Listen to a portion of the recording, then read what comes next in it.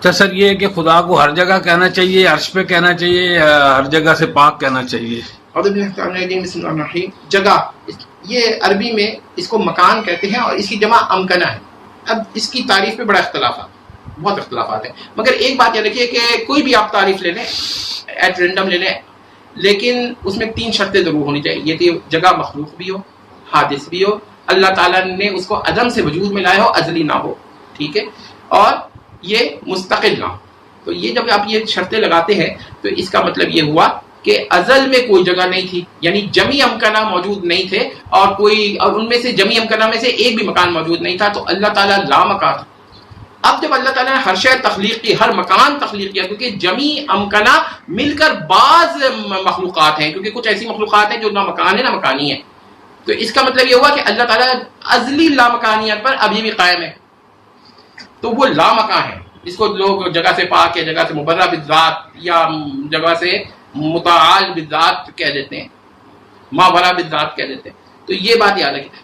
لیکن اس کے بعد اب یہ ہے کہ جگہ جو ہے یہ اپنے وجود میں ذات باری، وجود باری، قدرت باری کی محتاج ہے، یہ خود سے موجود نہیں ہو سکتی. ان معنوں میں خدا کو ہر جگہ کہہ دیتے ہیں.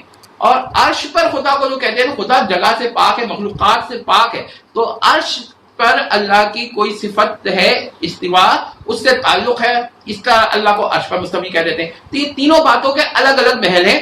اب جو لوگ غلو کرتے ہیں نا کہ بھئی خدا ہر جگہ ہے اور اس کا یہ معنی لے، تو ان کو بتا دینا چاہیے کہ خدا کے ہر جگہ ہونے کا وہ معنی نہیں ہے کہ وہ داخل فی المکان ہے، وہ خالق مخلوق میں تو ہو ہی نہیں سکتا. میں نے بتا دیا ہے کہ جمی ممکن بعض مخلوقات ہیں، تو بعض مخلوقات میں تو ہو ہی نہیں سکتا، کل مخلوقات میں بھی نہیں ہو سکتا.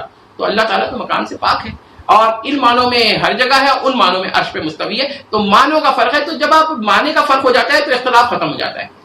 تو اختلاف ان معنوں میں نہیں ہے. ہاں جب کوئی ضد کرے کہ نہیں ان معنوں میں میں خدا کو ہر جگہ کہہ رہا ہوں کہ خالق مخلوق کے اندر ہے، یعنی اللہ نے جمی امکنہ کو عدم سے وجود میں لایا اور خود پھر مکان کے اندر داخل ہو گیا، تو یہ معنی تو پھر صحیح کفریہ ہوں گے.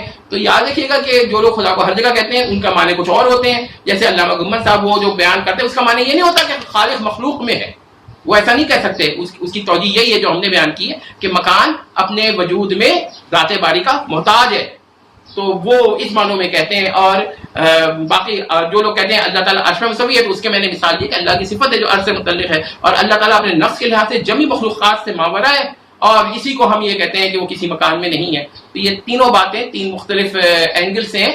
اختلاف کر کے امت کو لڑانا ہو تو پھر بڑے لوگ موجود ہیں، پھر تو لڑا دیں پھر. لیکن اگر آپ نے اتفاق کرنا ہے تو ہر ایک کا معنی لیں، اور دوسرے کو کہیں کہ بھائی یہ معنی میں آپ کی بات ٹھیک ہے، وہ معنی بھی غور کر لیں، اس کو رد نہ کریں، تو اس کا اتفاق ہو جائے گا، اتحاد ہو جائے گا. بس یہ جزاک اللہ خیر سر.